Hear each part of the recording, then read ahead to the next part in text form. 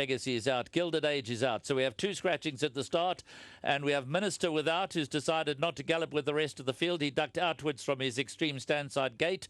So Minister Without is certainly not in the race at the moment. But Atacama Raid and Purple Powerhouse, they began well over towards the inside.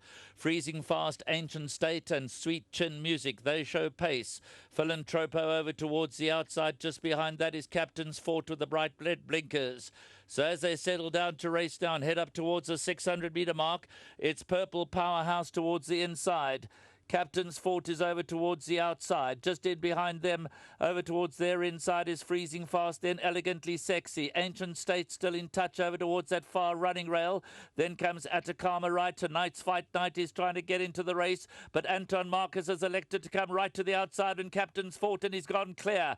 Captain's Fort, the leader below the 200 metres mark. Purple Powerhouse is next in the running, but it's Captain's Fort who's got pretty much things all his own way, and Captain's Fort is going to stretch out and be a very comfortable winner of the opening leg of the pick six. Captain's Fort wins it and wins it well. It's a mad scramble for second. Purple Powerhouse second. Tonight's Fight Night third, and Freezing Fast back in fourth to round out the quartets.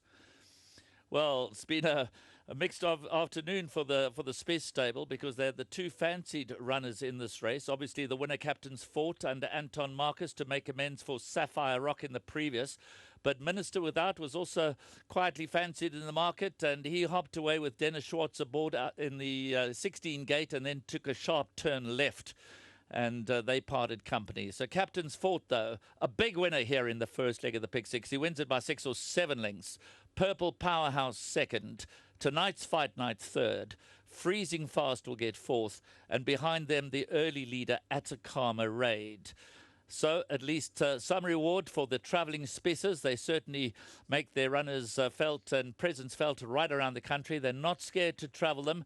Disappointing race 2, but certainly the plan has come together here in race 3 with Captain's Fort. They spread far apart, but Anton Marcus elected from the centre gate to go to the stand side of the track. I don't think it matters where he would have made his run. He was simply far too good for the opposition, whether it been down the inside, down the centre, down the outside. Captain's Fort wins it, and wins it as he likes. So a very good start to the pick six for punters after a little bit of a hiccup in the first leg of the place.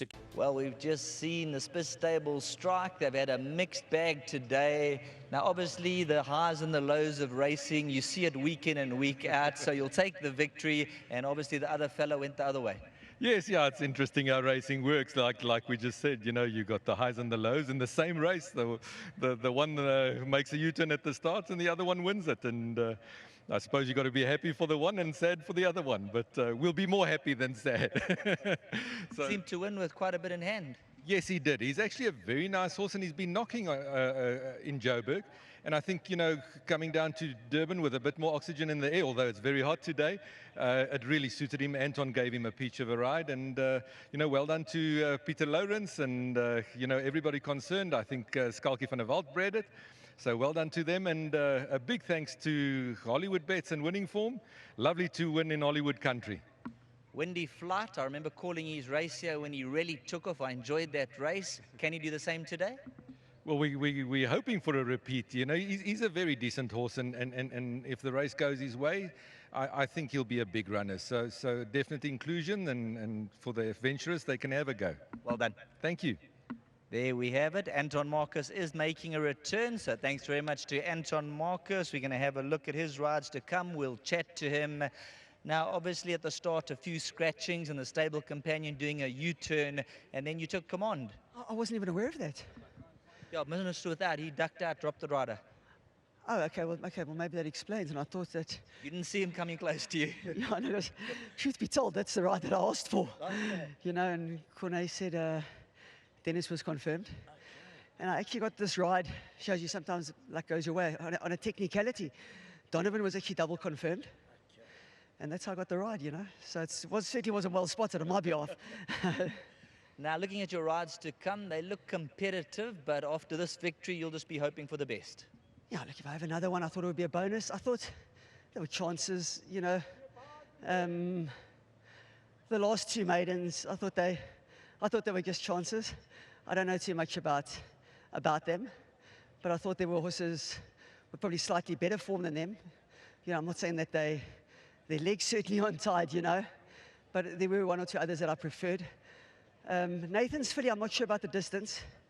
And I'm also not sure if she's in a better poly filly, you know. Well, I actually worked her, she worked very well. But I've got slight reservations. She may be a poly filly. It may be too far for her, I don't know, you know, but her work was certainly impressive, you know.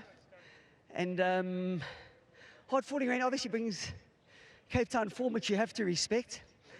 I'm of the opinion that the Scottsville 5 might be a bit quick for him. That's why we've gone for the blinkers as well, because he is also probably looking for 6 or 7.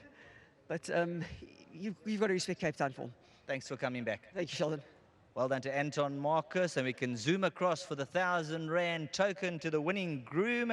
I believe the groom's name is Kra Radebe, and Zaleka is going to do the 1,000 Rand token, courtesy of Hollywood Bets and Gold Circle. That's a wrap for the time being.